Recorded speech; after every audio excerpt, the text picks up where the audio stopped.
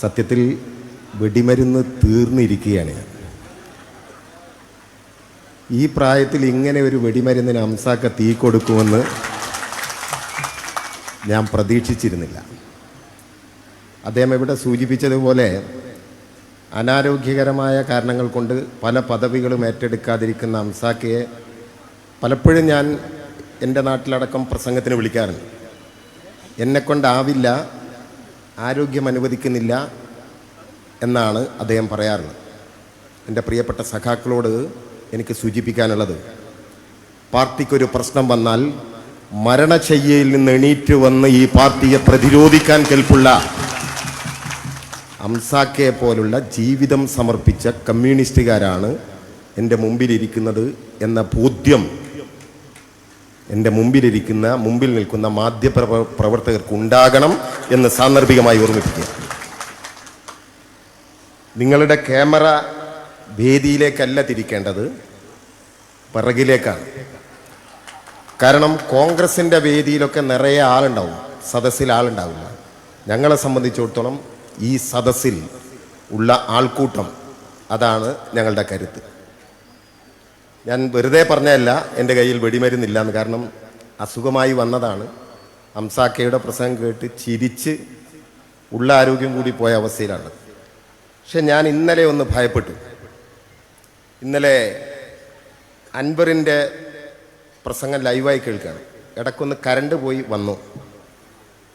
അപ്പോൾ വേദിയിൽ അംസാക്കയുണ്ട്, സംസ്ഥാന നേതാവ്, ജില്ലാ നേതാവ്, അങ്ങനെ നേതാവ് അംസാക്ക ഉണ്ട്. ഞാൻ വിചാരിച്ച് പടച്ച തമ്പുരാനെ സൈനാത്ത വൈതെറ്റി കയറി പോയ മാതിരി ആൾക്കൂട്ടം കണ്ട് അംസാക്ക അങ്ങോട്ട് കയറി വന്നു. നോക്കുമ്പോൾ ആ അംസ മുസ്ലിം ലീഗിൻ്റെ എറണാകുളം ജില്ലാ നേതാവ് അംസയാണ്. ലീഗിൻ്റെ ഒരു ഗതികേട് ആലോചിച്ച് നോക്കുകയാണ്. അൻവറിൻ്റെ പരിപാടിക്ക് അവർക്ക് പോകണം, പക്ഷെ അവിടെ ലീഗിൻ്റെ കൊടി വീശാൻ പറ്റില്ല. രാഹുൽ ഗാന്ധിയുടെ പരിപാടിക്ക് വയനാട്ടിലേക്ക് പോകണം, അവിടെയും ലീഗിൻ്റെ കൊടി വീശാൻ പറ്റില്ല. അതുകൊണ്ട് പോകുന്നിടത്തൊന്നും കൊടി വീശാൻ കഴിയാതെ BJP-ക്കാർക്ക് നാരങ്ങ വെള്ളം കൊടുത്ത് ജീവിതം കഴിയേണ്ടുന്ന വല്ലാത്തൊരവസ്ഥയിലാണ് ലീഗുള്ളത്. ഞാൻ അവരെക്കുറിച്ചൊന്നും വിശദീകരിക്കുന്നില്ല. അൻവർ നമ്മുടെ നാട്ടിൽ ഒരു പോലീസ് അസോസിയേഷൻ സമ്മേളനത്തിലാണ് അദ്ദേഹത്തിൻ്റെ ഭാഷയിൽ പറഞ്ഞാൽ വെടി പൊട്ടിച്ചിട്ടുള്ളത്. അദ്ദേഹം 2 IPS ഉദ്യോഗസ്ഥർക്കെതിരെയാണ് അവിടെ ആരോപണം പറഞ്ഞിട്ടുള്ളത്. ഒരു പ്രസംഗത്തിൽ മാത്രമാണ് അൻവർ ഇത് സൂചിപ്പിച്ചിട്ടുള്ളത്. കേരളത്തിൻ്റെ മുഖ്യമന്ത്രിക്ക് പരാതി കൊടുത്തിട്ടില്ല, മറ്റെവിടെയും പരാതി കൊടുത്തിട്ടില്ല. ആ പോലീസ് അസോസിയേഷൻ്റെ സമ്മേളനത്തിൻ്റെ സമാപനത്തിൽ പങ്കെടുത്തുകൊണ്ട് കേരളത്തിൻ്റെ മുഖ്യമന്ത്രി ഇതുപോലെ കേരളത്തിലെ സകല ചാനലുകളെയും സാക്ഷ്യം നിർത്തിക്കൊണ്ട് അദ്ദേഹം പറഞ്ഞു, ADGP അടക്കം ഇരിക്കുന്ന വേദിയിൽ വെച്ച് പറഞ്ഞു, പോലീസിലെ സകല പുഴിക്കുത്തുകളെയും പിടിച്ച് പുറത്തിടും. മുഖ്യമന്ത്രി പറഞ്ഞത് അൻവറിൻ്റെ ആരോപണങ്ങൾ അൻവർ ഇടതുപക്ഷ മുന്നണിയിൽ നിന്ന് പുറത്തു പോയാലും ഗൗരവത്തോടെ പരിഗണിക്കും എന്നാണ്. അതുകൊണ്ടാണല്ലോ ഒരു IPS ഉദ്യോഗസ്ഥനെ സസ്പെൻഡ് ചെയ്തു, മലപ്പുറം SP സ്ഥാനത്ത് നിന്ന് മാറ്റി, ഒരുപാട് DYSP-മാരെ സ്ഥാനത്ത് നിന്ന് മാറ്റി. ഇതെല്ലാം ചെയ്തു. പിന്നീടാണ് അദ്ദേഹം പരാതികളൊക്കെ കൊടുത്തത്. അതൊക്കെ നിങ്ങൾക്കറിയാവുന്ന കാര്യം, ഞാനതിൻ്റെ വിശദീകരണത്തിൽ കിടക്കുന്നില്ല. മുഖ്യമന്ത്രി എന്താ പറഞ്ഞത്? അന്വേഷണം നടത്തി ഈ DGP കുറ്റവാളിയാണെന്ന് കണ്ടാൽ ആൾക്കെതിരെ നടപടിയെടുക്കും. എന്തുകൊണ്ടാണ് അങ്ങനെ പറയാനുള്ള കാരണം? അതൊരു അനുഭവ സാക്ഷ്യമുണ്ട്. നമ്മുടെ നാട്ടിലൊരു പ്രയോഗമുണ്ട്, ചുടുവെള്ളത്തിൽ വീണ പൂച്ചക്ക് പച്ചവെള്ളം കണ്ടാൽ പേടിയാണ്. കേരളത്തിന് ഒരു DGP ഉണ്ടായിരുന്നു, സെൻകുമാർ. ആ സെൻകുമാറിനെ നമുക്കറിയാം ആരാണെന്ന്. മാറാട് കലാപം നടന്നപ്പോൾ കോഴിക്കോട് മുതലക്കുളം മൈതാനിൽ വിശ്വ ഹിന്ദു പരിഷത്തിൻ്റെ അശോക് സിംഗാൾ വന്ന് മുസ്ലിങ്ങൾക്കെതിരെ വളരെ മോശമായ രൂക്ഷമായ ഭാഷയിൽ ഉന്മൂലനം ചെയ്യുമെന്നുള്ള രൂപത്തിൽ പ്രസംഗിച്ചു. അതിനെതിരെ കേസെടുത്തു. ആ കേസ് എഴുതി തള്ളിയത് ഈ സെൻകുമാറാണ്. യൂണിവേഴ്സിറ്റി കോളേജിൽ ABVP സമരം നടന്നപ്പോൾ അവിടെ എത്തിയ CIA ABVP-ക്കാർ ബോംബെറിഞ്ഞു കാല് തകർത്തു. പോലീസ് ലാത്തിച്ചാർജ് നടത്തി. ആ ലാത്തിച്ചാർജ് നടത്തുന്ന പോലീസുകാർക്കിടയിൽ സെൻകുമാർ എന്ന് പറയുന്ന DGP വരികയാണ്. അതിന്റെ ഗൗരവം ആലോചിച്ചു. എന്നിട്ട് ആ പോലീസുകാരന്റെ നെയിം സ്ലിപ്പ് പിടിച്ച് വലിച്ചെറിഞ്ഞ് അയാളെ അവിടെ വെച്ച് സസ്പെൻഡ് ചെയ്യാൻ ഉത്തരവിട്ടു. അതായത് RSSനെതിരെയുള്ള ഒരു നീക്കത്തിനും, ഒരു ചെറിയ നീക്കത്തിന് പോലും സമ്മതിക്കാത്ത സെൻകുമാറിനെ വളരെ കൃത്യമായി തിരിച്ചറിയുന്ന ആള് എന്നുള്ള നിലക്ക് മുഖ്യമന്ത്രി അയാൾ പുറത്താക്കി. DGP സെൻകുമാറിനെ മാറ്റി.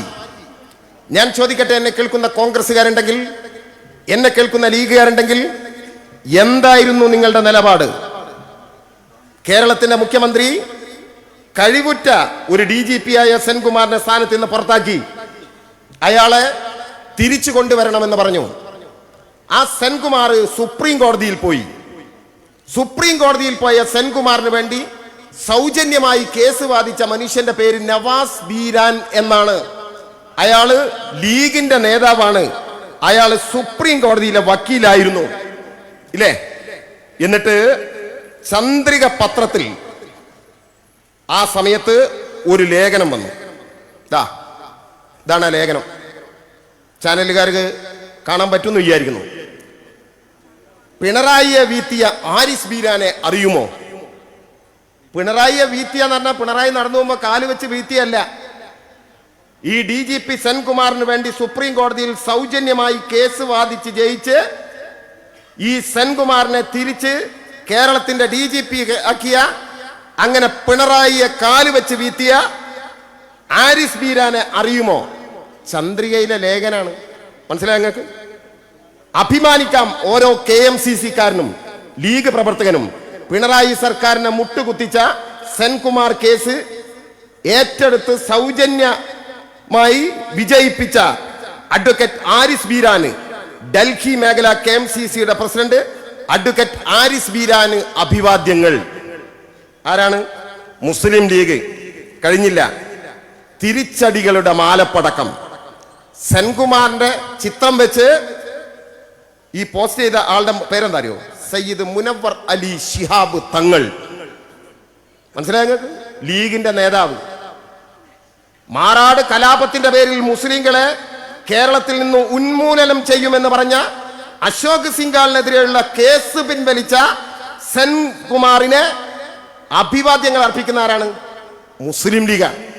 കഴിഞ്ഞില്ല, മൗദൂദികൾ ഉണ്ട് അവിടെ. ഇന്നലെ 24 ചാനൽ ഇവിടെ ഉണ്ടോന്ന് അറിഞ്ഞൂടാ. 24 ചാനലിന്റെ അശ്മി മൈക്ക് പിടിച്ചിട്ട് ഇങ്ങനെ നടക്കുകയാണ്. ഇവിടെ ഉണ്ടാവുമല്ലോ ചാനലുകാർ. നിങ്ങൾ ഇതേ നിലമ്പൂരിലെ ചന്തക്കുന്നില് അൻവറിന്റെ യോഗം നടക്കുമ്പോ സഖാക്കളുണ്ടോ, സഖാക്കളുണ്ടോ വിളിച്ച് ചോദിച്ച് നടന്നല്ലോ. പാർട്ടിക്കാരുണ്ടോ? ഒരാൾ പറഞ്ഞു പാർട്ടിക്കാരുണ്ട്. അപ്പൊ ചോദിച്ചു, നിങ്ങളേതാ പാർട്ടി? ഞാൻ മുസ്ലിം ലീഗ്. എവിടെയാ സ്ഥലം? ഓമശ്ശേരി. എന്തേ ഈ പരിപാടിക്ക് പോന്ന്? അൻവർ എന്ന ഒരു ആൺകുട്ടിയുണ്ട് നിലമ്പൂരിൽ, അവനെ കാണാൻ വന്നതാ. ആരോ ചോദിച്ചെന്താ മുസ്ലിം ലീഗിൽ ആൺകുട്ടി ഇല്ലേ? മനസ്സിലായ? ലീഗ് ഉണ്ട്, കോൺഗ്രസ് ഉണ്ട്, എല്ലാ പാർട്ടിയും ഉണ്ട്. പക്ഷെ ആ സമ്മേളനത്തിൽ നിങ്ങൾക്ക് ഒരു മൗദൂദിയെ കാണാൻ കഴിഞ്ഞോ? ഒരു വെൽഫെയർ പാർട്ടിക്കാരനെ കാണാൻ കഴിഞ്ഞോ? എന്താ കാരണം? ലീഗിന്റെ മാതിരിയല്ല, അവർക്ക് ബുദ്ധിയുണ്ട്. ഞാൻ വെൽഫെയർ പാർട്ടിയാണെന്ന് അവർ പറയില്ല. ഇന്നലെ മിസ്റ്റർ ആശ്മി, നിങ്ങൾ മൈക്ക് പിടിച്ച് ഒരുപാട് നടന്നല്ലോ. ഒരുപാട് പേരോട് ചോദിച്ചപ്പോ അവര് പാർട്ടിയൊന്നും പറഞ്ഞില്ലല്ലോ. അതായിരുന്നല്ലോ എണ്ണത്തിൽ കൂടുതൽ. അവരാണ് CPI, അവരാണ് മൗദൂദികൾ. ഞങ്ങളുടെ നാട്ടിൽ നിന്നൊക്കെ അവർ വന്നിട്ടുണ്ട്. ഞങ്ങളുടെ നാട്ടിൽ നിന്നൊക്കെ എല്ലാം ഇഷ്ടം പോലെ അവർ വന്നിട്ടുണ്ട്. ആളുകളെ തൊട്ട് കാണിച്ച് എണ്ണി പേര് പറഞ്ഞ് കാണിക്കാൻ ഞങ്ങൾക്ക് കഴിയും. നിങ്ങളുടെ മുമ്പിൽ അവർ പറയില്ല. അവർ വന്നതെന്തിനായിരുന്നു? നിലമ്പൂരിലെ ചന്തക്കുന്നിൽ ഇവിടെ നടന്ന യോഗത്തിൽ അൻവർ ആഞ്ഞടിക്കും CPM-നെതിരെ. ആഞ്ഞടിച്ചോ? മൂപ്പര അവസാനം ആഞ്ഞടിച്ചത് എന്തിനെതിരെ അറിയോ? കുഴിമന്തിക്കെതിരെയാണ് ആഞ്ഞടിച്ചത്. ഇവിടുന്ന് കുഴിമന്തി കഴിക്കരുത്, അതിനുശേഷം ഐസ്ക്രീം കഴിക്കരുത്, ഇല്ലേ? ഇന്നലെ മഞ്ചേരിയിൽ അൻവർ ആഞ്ഞടിച്ചത് എന്തിനെതിരെയാ? അത് കണ്ടങ്ങള്. മുമ്പ് ജപ്പാനിലേക്ക് ഇവിടുന്ന് കാർമേഘം കയറ്റി അയച്ചിരുന്നു അൻവർ. അതുപോലെ ഇന്നലെ പറയാണ്, ഈ മേഖലയിൽ ആനകൾ പുറത്തിറങ്ങാണ്. ആനകൾ പുറത്തിറങ്ങാണ്. എന്താ കാരണം? ആനകൾക്ക് വെള്ളം കുടിക്കാൻ റോഡിന്റെ വക്കിൽ കുഴികുത്തുകയാണ് വനം വകുപ്പ്. അതുകൊണ്ടാണ് ആനകൾ ഇങ്ങോട്ട് വരുന്നത്. എന്നാൽ പുലികൾ ഇറങ്ങുന്നതിനെ കുറിച്ചിട്ടുള്ള ഇയാളുടെ ന്യായീകരണം എനിക്ക് സന്തോഷം തോന്നി. ഞാൻ ചോദിക്കട്ടെ ചാനലുകാരെ, നിങ്ങൾ ആരെങ്കിലും വല്ല ട്രോളിലോ ഇത് കാണിക്കാറുണ്ടോ? ഏതെങ്കിലും പത്രക്കാർ? എന്താ ഇന്നലെ അൻവർ പ്രസംഗിച്ച മഞ്ചേരിയിൽ? മാനുകൾക്ക് കാട്ടിൽ തീറ്റിയില്ല. ഫോറസ്റ്റുകാർ എന്താ ചെയ്യുന്നത്? മാനുകളുടെ തീറ്റി കാട്ടിൽ നിന്ന് വെട്ടി ഒഴിവാക്കാണ്. അപ്പൊ മാനുകൾ ചത്തുപോവാണ്. എന്തിനാണ് മാനുകളെ ഇങ്ങനെ ഫോറസ്റ്റ് ഉദ്യോഗസ്ഥന്മാർ കൊല്ലുന്നത്? പുലികൾ നാട്ടിലേക്ക് ഇറങ്ങാൻ. എന്തിനാ പുലികൾ നാട്ടിലേക്ക് ഇറങ്ങുന്നത്? നാട്ടും പുറത്തുള്ള ഈ പിന്നെ കാടിന്റെ സമീപത്ത് ജീവിക്കുന്ന ആളുകളൊക്കെ ഇവിടുന്ന് പോകണം. അതെന്തിനാണ്? പശ്ചിമഘട്ടം വികസിക്കണം. പശ്ചിമഘട്ടം എന്തിനാ വികസിക്കുന്നത്? ലോകത്ത് ഒരുപാട് സ്ഥലത്ത് താപം കൂടുകയാണ്. അപ്പൊ ആ താപം കൂടുമ്പോൾ ഐസുരുകും, അറബിക്കടലിൽ വെള്ളം കൂടും. ആ വെള്ളം കൂടാതിരിക്കാൻ ഇവിടുന്ന് ഓക്സിജൻ കൂടുതൽ ഉൽപ്പാദിപ്പിക്കണം. അതിനുവേണ്ടി ഇവിടെ വനഭൂമി കൂട്ടാൻ പോവുകയാണ്. ഇതൊക്കെ ഇങ്ങനെ കേട്ടിരിക്കല്ലേ? എന്തെങ്കിലും ഒരു കാര്യം നിങ്ങൾ ആരെങ്കിലും ചോദിച്ചോ അതിനെക്കുറിച്ച്? ഹംസാക്ക പറഞ്ഞാൽ വായി തോന്നിയത് കോതക്ക് പാട്ട് പാടുന്നത് പോലെ അൻവർ പറയുമ്പോൾ ഇവർക്കൊരു പ്രശ്നവും ഇല്ല. ഞാൻ അതിന്റെ വിശദീകരണത്തിലേക്കൊന്നും കടക്കുന്നില്ല. പക്ഷേ അൻവറിനോട് വളരെ വിനീതമായി സൂചിപ്പിക്കാനുള്ളത്, നിങ്ങൾ ചില കാര്യങ്ങൾ പറഞ്ഞു. അതാ ഞാൻ ആമുഖമായി പറഞ്ഞു വന്നത്. പോലീസ് ഉദ്യോഗസ്ഥന്മാർക്കെതിരെ നിങ്ങൾ പരാതി കൊടുക്കാതെ നിങ്ങൾ ഒരു പ്രസംഗത്തിൽ സൂചിപ്പിച്ചപ്പോ നടപടിയെടുത്തത് കേരളത്തിന്റെ മുഖ്യമന്ത്രി പിണറായിയാണ്. ഒരു മാസം അന്വേഷണ സമയം പറഞ്ഞു. ഇന്നലെ അൻവർ എന്താ പറഞ്ഞു? ഒരു മാസം കഴിഞ്ഞ് 2 ദിവസം കഴിഞ്ഞു. ഓ, ഭയങ്കര കുഴപ്പമായി. 30 ദിവസം എന്ന് പറഞ്ഞത് 32 ദിവസമായി. ഇന്നലെ ADGPയെ മാറ്റി. നിങ്ങൾ വിചാരിക്കുന്നുണ്ടോ ഇതാണ് അയാളുടെ മാറ്റം? ഇന്ന് ദേശാഭിമാനിയിൽ വളരെ കൃത്യമായി പറഞ്ഞിട്ടുണ്ട്. ഇത് പ്രാഥമികമായൊരു മാറ്റാ. എന്താ പറഞ്ഞിട്ടുള്ളത്? തൃശ്ശൂർ പൂരത്തെ കുറിച്ചുള്ള തൃശ്ശൂർ പൂരം കലക്കൽ സാന്ദർഭികമായി പറയാണ്. പത്രക്കാർ നന്നായി മനസ്സിലാക്കിക്കോ. തൃശ്ശൂർ പൂരം ആരും കലക്കിയിട്ടില്ല. കലക്കാനുള്ള ശ്രമ നടന്നിട്ടുള്ളത്. തൃശ്ശൂർ പൂരം എന്ന് പറഞ്ഞാൽ അത് കൊടിമാറ്റമുണ്ട്, അതുപോലെ പിന്നെ പഞ്ചവാദ്യമുണ്ട്, ഒരുപാട് പരിപാടികളുണ്ട്. ആ പരിപാടികളിലെ അവസാനത്തെ ഇനമാണ് വെടിക്കെട്ട്. ആ വെടിക്കെട്ട് തടസ്സപ്പെട്ടിട്ടില്ല. തടസ്സപ്പെടുത്താനുള്ള ചില ശ്രമങ്ങൾ മാത്രമാണ് അവിടെ നടന്നിട്ടുള്ളത്. തൃശ്ശൂർ പൂരത്തിന്റെ വെടിക്കെട്ട് നിന്നോ? ഇല്ല. അവിടെ ചില പ്രശ്നങ്ങൾ ഉണ്ടായി, അല്ലാതെ തൃശ്ശൂർ പൂരം കലക്കിയതല്ല. എന്നാൽ ഇവരാരെങ്കിലും പറയോ? ഈ പത്രങ്ങൾ ആരെങ്കിലും പറയോ അങ്ങനെ തൃശ്ശൂർ പൂരം കലക്കിയിട്ടില്ല? ഇന്ന് വളരെ കൃത്യമായി LDFന്റെ ചെയർമാൻ TP രാമകൃഷ്ണൻ വളരെ കൃത്യമായി പറഞ്ഞിട്ടുണ്ട്, തൃശ്ശൂർ പൂരം കലക്കിയിട്ടില്ല, അവിടെ ചില പ്രശ്നങ്ങൾ ഉണ്ടായി എന്നുള്ളതാണ്. അതിന്റെ അന്വേഷണത്തിന്റെ ഭാഗമായിട്ടാണോ ഇപ്പൊ ഇയാളെ സ്ഥാനമാറ്റം? അല്ല, അത് അന്വേഷണം നടക്കുകയാണ്. പിന്നെ എന്താ അൻവർ പറഞ്ഞത്? സാമ്പത്തികമായ ക്രമക്കേട് നടത്തിയിട്ടുണ്ട്. ആ ക്രമക്കേടിന്റെ പേരിലാണോ ഇപ്പോ ADGPയെ മാറ്റിയിട്ടുള്ളത്? അല്ല, ആ സാമ്പത്തിക ക്രമക്കേടുകളെ കുറിച്ച് അന്വേഷിച്ചുകൊണ്ടിരിക്കുകയാണ്. അവിഹിത സ്വത്ത് സമ്പാദന ഉണ്ട്, അതിനെക്കുറിച്ച് അന്വേഷിച്ചുകൊണ്ടിരിക്കുകയാണ്. എന്താ നിങ്ങൾ പറഞ്ഞത്? ഇയാള് ADGP ആയിക്കൊണ്ടിരിക്കുമ്പോ അന്വേഷണം നടന്നാൽ അയാൾക്കെതിരെ ശിക്ഷ വരില്ല. ഇപ്പൊ നിങ്ങൾ കണ്ടോ? അയാൾ ADGP ആയിക്കൊണ്ടിരിക്കുമ്പോ അന്വേഷണം നടന്നു, അയാളുടെ ഭാഗത്ത് തെറ്റുണ്ടെന്ന് തോന്നിയപ്പോ അയാളെ ആ ഉത്തരവാദിത്തത്തിൽ നിന്ന് മാറ്റിയ കേരളത്തിന്റെ മുഖ്യമന്ത്രിയുടെ പേര് സഖാവ് പിണറായി വിജയൻ എന്നാ. ഇനി അന്വേഷണങ്ങൾ വരാനിരിക്കുകയാണ്. ഇവിടെ പറഞ്ഞല്ലോ അവസാനിച്ചിട്ടില്ല, ഇനിയും അന്വേഷണങ്ങൾ വരാനിരിക്കുകയാണ്. അങ്ങനെ വളരെ കൃത്യമായി കാര്യങ്ങളൊക്കെ പറഞ്ഞു തുടങ്ങി. അൻവറിന്റെ ഇപ്പോഴത്തെ അവസ്ഥ എന്തായിരുന്നു? ഇന്നലെ സഖാക്കളാരോ വാട്സപ്പിലിട്ടൊരു സാധന, ഇപ്പൊ നാളെയോ മറ്റന്നാളാണെന്ന് തോന്നുന്നുണ്ട്, ഓണം ബമ്പർ 25 കോടി എടുത്തവരുണ്ടാവും ഇവിടെ. 25 കോടിയുടെ ബമ്പർ ടിക്കറ്റ് എടുത്ത് നറുക്കെടുപ്പിന് മുമ്പ് മറിച്ച് വിറ്റവന്റെ അവസ്ഥയിലാണ് ഇപ്പൊ അൻവർ ഉള്ളത്. അന്തസ്സായി നിന്നൂടായിരുന്നു അൻവറെ? നിന്നെ പറ്റിച്ചതാരാന്നറിയോ? കേരളത്തിന്റെ മുഖ്യമന്ത്രിയെയും പാർട്ടി സെക്രട്ടറിയെയും പോയി കണ്ട് പുറത്തിറങ്ങി എന്റെ പ്രശ്നങ്ങളൊക്കെ ഞാൻ അവരോട് പറഞ്ഞിട്ടുണ്ട്, ബാക്കി കാര്യങ്ങൾ നടപ്പിലാകുമെന്ന് എനിക്ക് വിശ്വാസമുണ്ട് എന്ന് പറഞ്ഞിരുന്നെങ്കിൽ ആദ്യഘട്ടത്തിൽ ഏതെങ്കിലും പാർട്ടിയുടെ ഏതെങ്കിലും ഒരു നേതാവ് അൻവറിനെതിരെ സംസാരിച്ചിരുന്നോ? എന്തിന് ഇവിടെയുള്ള ആരെങ്കിലും സംസാരിച്ചിരുന്നോ? സഖാവ് എന്ന ലോറിയുടെ ഉടമസ്ഥൻ ഇവിടെ ഉണ്ടാവും ഇല്ലേ? ആ സഖാവ് അടക്കം ഇല്ലേ ഇവിടെ ഉണ്ടാവും. അവരൊക്കെ കൂടെ നിന്നു. കാരണം എന്താ? ഈ പറയുന്ന കാര്യങ്ങളിൽ ചിലതുണ്ട്. ഞാനിപ്പോ നാളെ കഴിഞ്ഞാൽ മറ്റന്നാൾ താമരശ്ശേരി കോടതിയിൽ ഹാജരാവണം. എനിക്കെതിരെ UDF കൊടുത്ത കള്ളക്കേസിലെ പ്രതിയാണ് ഞാൻ. ആ കള്ളക്കേസിലെ പ്രതിയായി വിചാരണ നേടണം. ഇങ്ങനെ ചില പ്രശ്നങ്ങളുണ്ട്. അൻവർ വിചാരിക്കുന്നുണ്ട് ഇത് ആദ്യമായിട്ട് അൻവറാ പറഞ്ഞത്? അല്ല. കോഴിക്കോട് മെഡിക്കൽ കോളേജിൽ DYFIയുടെ പ്രവർത്തകനെ അറസ്റ്റ് ചെയ്തതുമായി ബന്ധപ്പെട്ടിട്ടുണ്ടായിട്ടുള്ള ഒരു വിവാദത്തിൽ DCC പ്രസിഡന്റ് സെക്രട്ടറി മോഹന മാഷ് പരസ്യമായി പത്രസമ്മേളനം നടത്തി. ഈ പോലീസിൽ ചില കമ്മ്യൂണിസ്റ്റ് വിരോധികളുണ്ട്. വയനാടിന്റെ ജില്ലാ സെക്രട്ടറി ഗഗാറിൻ പരസ്യമായി പത്രപ്രസ്താവന നടത്തി. ഈ പോലീസിൽ ചില കമ്മ്യൂണിസ്റ്റ് വിരോധികളുണ്ട്. എന്താ അങ്ങനെ പറയാനുള്ള കാരണം? കമ്മ്യൂണിസ്റ്റ് പ്രവർത്തകർക്ക് നീതി കിട്ടാത്ത ചില പ്രശ്നങ്ങൾ ഇവിടെ ഉണ്ടായി. ആ പ്രശ്നമുണ്ടായത് കൊണ്ടാ അങ്ങനെ പറഞ്ഞത്.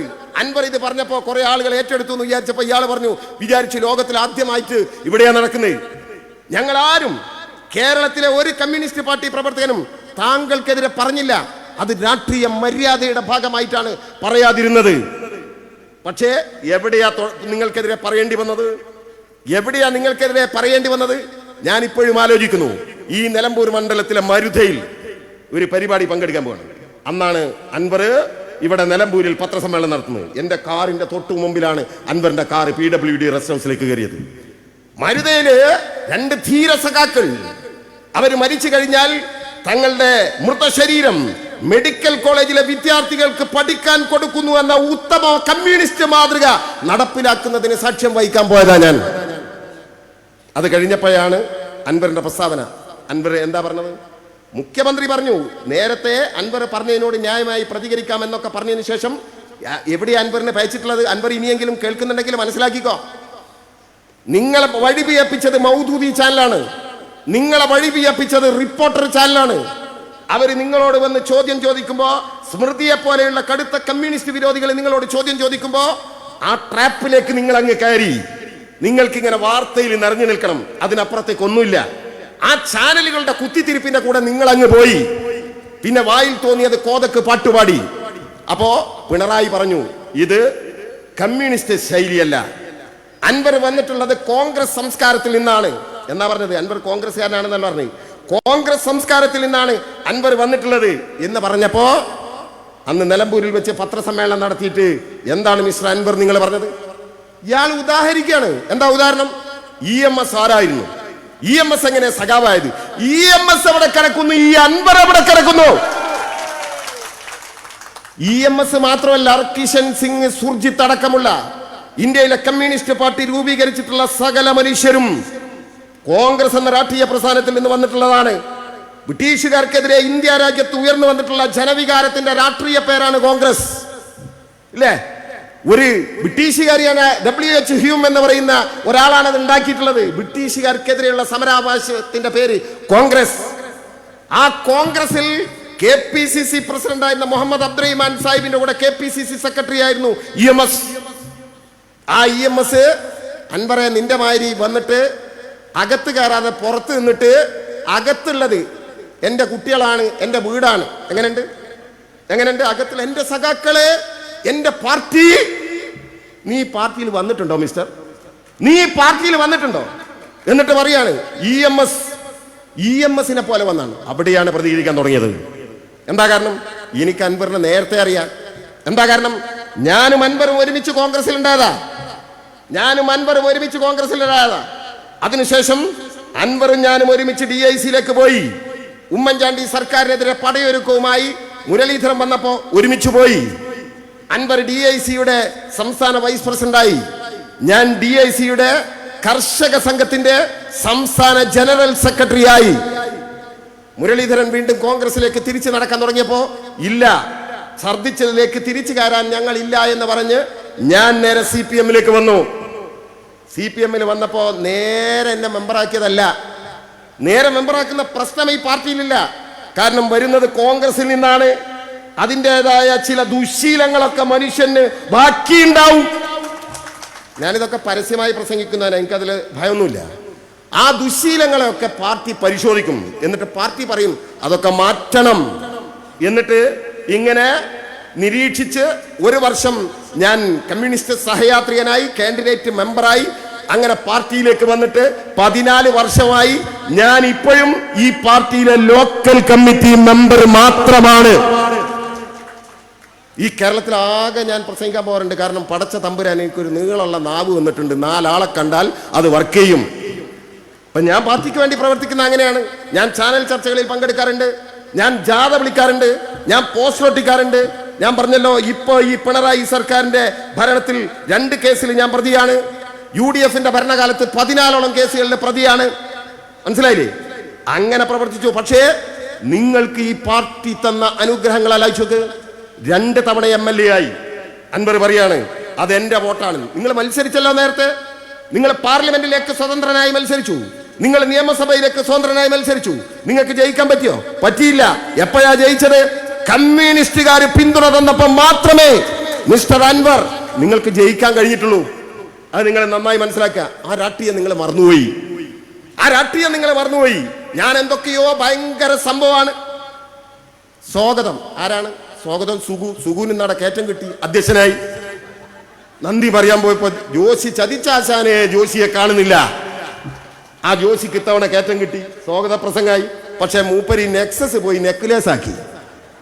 മനസ്സിലായി നിങ്ങൾക്ക്? നന്ദി, ആദ്യത്തെ യോഗത്തിന്റെ നന്ദി അൻവർ, സ്വാഗത അൻവർ, അധ്യക്ഷൻ അൻവർ. ഞാനിപ്പോ വിജയരാഘവൻ സഖാവ് ആ ബാങ്ക് കൊടുക്കുമ്പോ നിർത്തി, വീണ്ടും തുടങ്ങിയപ്പോ ബാങ്ക് കൊടുക്കുമ്പോ വീണ്ടും നിർത്തി. സഖാവ് ഒന്ന് പിറുപിറുത്താ മതിയെ. ഈ ചാനൽ പണ്ടാരങ്ങൾ അത് മുഖ്യ വാർത്തയാക്കും ഈ നാട്ടിലെ.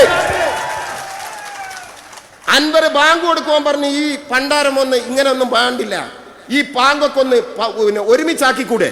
ഇല്ലേ? നിങ്ങളുടെ നാവ് എവിടെ പോടെയായിരുന്നു? ചാനലുകള് എവിടെ പോയിരുന്നു? മൗദൂദി ചാനൽ ഉണ്ടോ അവിടെ? മീഡിയ ഇസ്ലാം ഇങ്ങനെ കത്തി കയറുമ്പോഴൊക്കെ സംശീർ പറഞ്ഞപ്പോ 1000 അനന്തന്റെ നാവായിരുന്നല്ലോ ഈ മൗദൂദി ചാനലിന്. സംശീർ നേരത്തെ പറഞ്ഞു ഇതൊന്ന് ഏകീകരിച്ചുകൂടാൻ ചോദിച്ചു. ഇവിടെ അൻവർ ചോദിച്ചപ്പോ നിങ്ങൾക്ക് മിണ്ടാട്ടല്ല.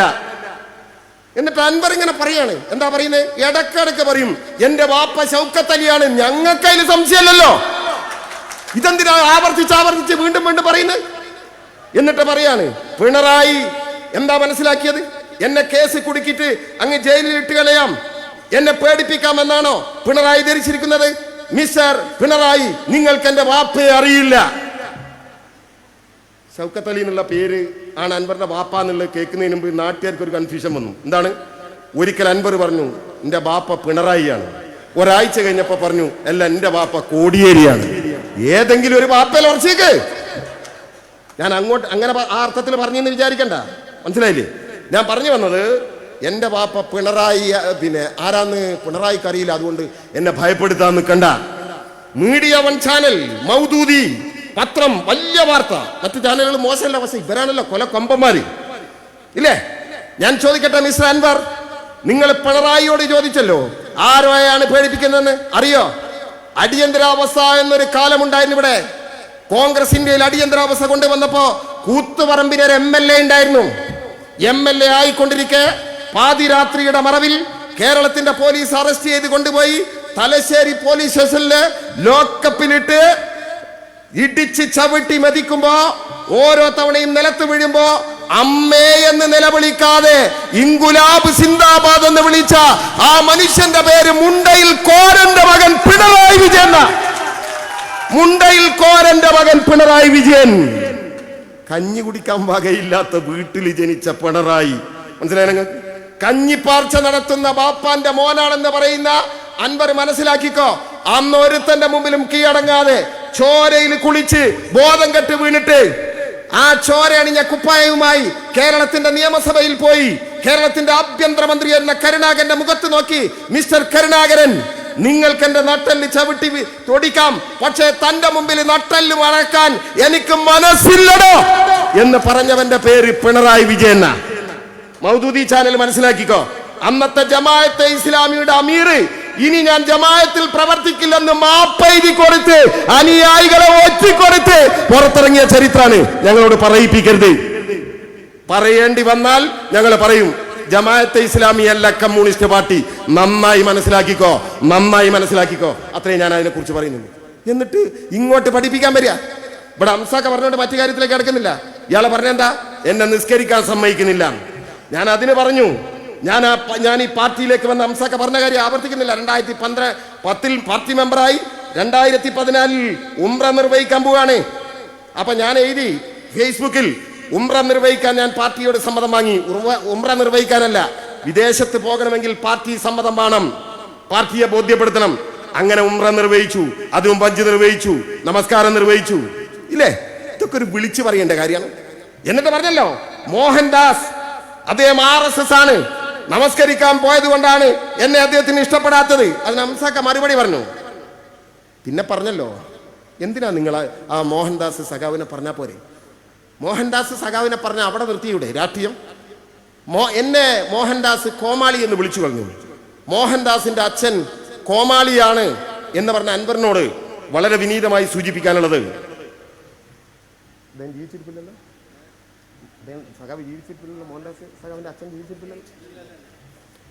മോഹൻദാസ് സഖാവിന്റെ അച്ഛനെ കോമാളി എന്ന് വിളിച്ച മിസ്റ്റർ അൻവറിനോട് എനിക്ക് വളരെ വിനീതമായി സൂചിപ്പിക്കാനുള്ള ഒരു കാരണം, മോഹൻദാസ് സഖാവിന്റെ അച്ഛൻ മരിച്ചപ്പോ ആരും ആർത്ത് ചിരിച്ചിട്ടില്ല, ആഘോഷിച്ചിട്ടില്ല എന്ന് മാത്രം തൽക്കാലം ഞാൻ പറഞ്ഞ അവിടെ അവസാനിപ്പിക്കും. മനസ്സിലായില്ലേ? മോഹൻദാസ് സഖാവിന്റെ അച്ഛനായതുകൊണ്ട് അങ്ങനെ ഒരു അവസ്ഥ ആ സഖാവിന് ഉണ്ടായിട്ടില്ല. അത്രയും ഞാനിപ്പോ അതിനെക്കുറിച്ച് പറയുന്നു. അതാ ഞാൻ നേരത്തെ സൂചിപ്പിച്ചത്. അൻവർ പറഞ്ഞല്ലോ, അൻവർ പറഞ്ഞ എന്താ? CPM-കാരെ നോക്കിയിട്ട് പറയാണ്, എന്നെ കുറിച്ച് പറഞ്ഞാൽ ഞാൻ പലതും അങ്ങോട്ട് പറയും. ഞങ്ങൾ പലതും അങ്ങോട്ട് പറയാൻ തുടങ്ങിയാൽ അൻവറിന് നിൽക്കാൻ കഴിയില്ല, ഉറപ്പാണ്. പറഞ്ഞു തുടങ്ങിക്കോളൂ നാളെ. അങ്ങനെയാണെങ്കിൽ ഇവരൊക്കെ വരും. ഇവരിൽ പലരും പോകില്ല. കാരണം ഇന്നലെ മഞ്ചേരിയിൽ നടന്ന യോഗത്തിന് വന്നവര് ഇന്ന് രാവിലെ കണ്ടില്ല നിങ്ങൾ? ചില ഉത്സവത്തിന് വരുന്ന കച്ചവടക്കാരുണ്ടാവും. മുട്ടായി ചെലവാഞ്ഞാൽ രാവിലെ ആ മുട്ടായി ഏറ്റി തെരുവിലിറങ്ങും. ഇടവണ്ണ അങ്ങാടിയിൽ 3-4 മുട്ടായി കച്ചവടക്കാരെന്ന് നമ്മൾ കണ്ടിട്ടുണ്ട്. ഇന്നലെ വന്നവര്. എൻ്റെ നാട്ടിലൊക്കെ ഒരു പഴഞ്ചൊല്ലുണ്ട്, ഇഞ്ഞെന്നാ വാപ്പേ ആര്യാടം വരികയെന്ന്. എന്താ കാരണം എന്നറിയോ?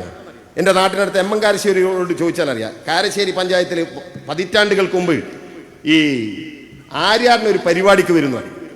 ഇപ്പോൾ പീഡിയ കച്ചവടക്കാരൊക്കെ നന്നായിട്ട് ചായയും കടിയൊക്കെ ഉണ്ടാക്കി നെയ്യപ്പൊക്കെ ഉഷാറാക്കി ഉണ്ടാക്കിയിട്ട് ഇങ്ങനെ വെച്ചു. ആര്യാടം വന്നില്ല പരിപാടിക്ക്. ആള് കുറഞ്ഞു, നെയ്യപ്പം ബാക്കിയായി. കച്ചവടക്കാരൻ വീട്ടിൽ കൊണ്ടുപോയി കുട്ടികളൊക്കെ നന്നായി തീറ്റിച്ചു. കുട്ടിക്ക് നല്ല വയറൊക്കെ നിറഞ്ഞ് ഏമ്പളം വിട്ടിട്ട് ചോദിച്ചു, ഇഞ്ഞെന്നാ ബാപ്പേ ആര്യാടം വരിക എന്നതുപോലെ ഇന്നലെ മഞ്ചേരി അങ്ങാടിയിൽ എത്രയാ പറഞ്ഞത്? 1,00,000 ആളുകൾ വരും. എൻ്റെ പ്രിയപ്പെട്ട മാധ്യമക്കാരെ, നിങ്ങളെ മുന്നിൽ നിർത്തിയിട്ട് ചീത്ത പറയല്ല. നിങ്ങൾ ഇന്നലെ എന്തെല്ലാം രൂപത്തിൽ കാണിച്ചു. ഇതാ പിന്നെ 1,00,000 ആളുകൾക്ക് പറഞ്ഞിട്ടുണ്ടെങ്കിലും 10,000 ആളുകൾക്ക് ഇരിക്കാനുള്ള സീറ്റ് ഇവിടെ റെഡിയാക്കി വെച്ചിരിക്കുന്നു. കുറച്ച് കഴിഞ്ഞപ്പോൾ പറഞ്ഞ് മഴയുണ്ട് എന്നാലും ആൾ വരുമെന്ന് പ്രതീക്ഷിക്കുന്നു. കുറച്ച് കഴിഞ്ഞപ്പോൾ ഒരു ചാനലിലെ വിദ്വാൻ പറയാണ്, പിന്നെ ഊടല്ലൂരിൽ നിന്ന് പുറപ്പെട്ടിട്ടുണ്ട്, നാടുകാണി ചുരത്തിലെത്തിയിട്ടുണ്ട്, ഇപ്പം വരും. എവിടെ വരുന്നു? ഇട്ട കസാലയുടെ നേർപ്പാതി കസാല ഒഴിഞ്ഞു കിടക്കുകയാണ്. 10,000 എന്ന് നിങ്ങൾ അവകാശപ്പെട്ട് ഞാൻ എണ്ണത്തിലൊന്നും തർക്കിക്കാൻ നിൽക്കുന്നില്ല, എണ്ണാനും പോകുന്നില്ല. നേർപ്പാതി ഒഴിഞ്ഞു നിർത്തി. നിങ്ങൾ കാണിച്ചോ? നിങ്ങൾ ആകാശത്തിലൂടെ മറ്റേ സാധനം ഉണ്ടല്ലോ, ഇപ്പൊ പറഞ്ഞ ഇതിന്റെ പേരെന്താ നിങ്ങൾ അറിഞ്ഞത്? ഇതിലൊക്കെ പറഞ്ഞു വന്ന് ആ സാധനം വെച്ചിട്ട് മഞ്ചേരി അങ്ങാടിയൊക്കെ ഇങ്ങനെ കാണിക്കല്ലേ? ഞാൻ പറയുന്നത് നിങ്ങൾ നോക്ക്, എത്ര നേരമായി പെരുമഴ പെയ്ത് ഇല്ലേ? ഈ 4ാമത്തെ പ്രസംഗത്തിനും നിറഞ്ഞ് കവിഞ്ഞു നിൽക്കുന്ന ഈ ജനക്കൂട്ടത്തെ കേരളീയ പൊതുസമൂഹത്തിന് കാണിച്ചു കൊടുക്കണം. നിങ്ങളെ മൈക്കുമായിട്ട് ഇറങ്ങണം ഇവിടെ. എന്നിട്ട് പാർട്ടിക്കാരുണ്ടോ എന്ന് ചോദിച്ചാൽ ആർത്തല ചിങ്കുലാബ് വിളിക്കുന്ന പാർട്ടിക്കാരാണ് നിറഞ്ഞു കവിഞ്ഞു നിൽക്കുന്നത്. ഇത് വേറെ ജില്ലയിൽ നിന്ന് വന്നതല്ല, ഇവിടുന്ന് വന്നതാണ്. ഏത് പെരുമയിലും ഇവിടെ ഉണ്ടാവും. ഇത് തിരിച്ചറിയാൻ അൻവറിന് സാധിക്കാതെ പോയി. അവിടെയാ പ്രശ്നം കിടക്കുന്നത്. ഞാൻ മറ്റു വിശദീകരണത്തിലേക്ക് ഒന്നും കിടക്കുന്നില്ല. വളരെ മാന്യമായ രാഷ്ട്രീയ മാന്യത നിങ്ങൾക്ക് കൽപ്പിച്ചു തന്ന ഒരു രാഷ്ട്രീയ പ്രസ്ഥാനം CPIM. ആ CPIM-നെയാണ് നിങ്ങളുടെ സ്വാർത്ഥ താല്പര്യങ്ങൾക്ക് വേണ്ടി നിങ്ങൾ പിന്നിൽ നിന്ന് കുത്താൻ ശ്രമിച്ചിട്ടുള്ളത്. നിങ്ങളെപ്പോലെയുള്ള എത്ര പേര് വന്നാലും അതിനെ പ്രതിരോധിക്കാനുള്ള കഴിവ് ഈ പാർട്ടിക്കുണ്ട് എന്ന് മാത്രം സൂചിപ്പിച്ചുകൊണ്ട് വളരെ മോശമായ ആരോഗ്യാവസ്ഥ ആയതുകൊണ്ട് മറ്റു കാര്യങ്ങളിലേക്കൊന്നും കടക്കാതെ ഞാൻ അവസാനിപ്പിക്കുന്നു. സഖാക്കളെ ലാൽ സലാം.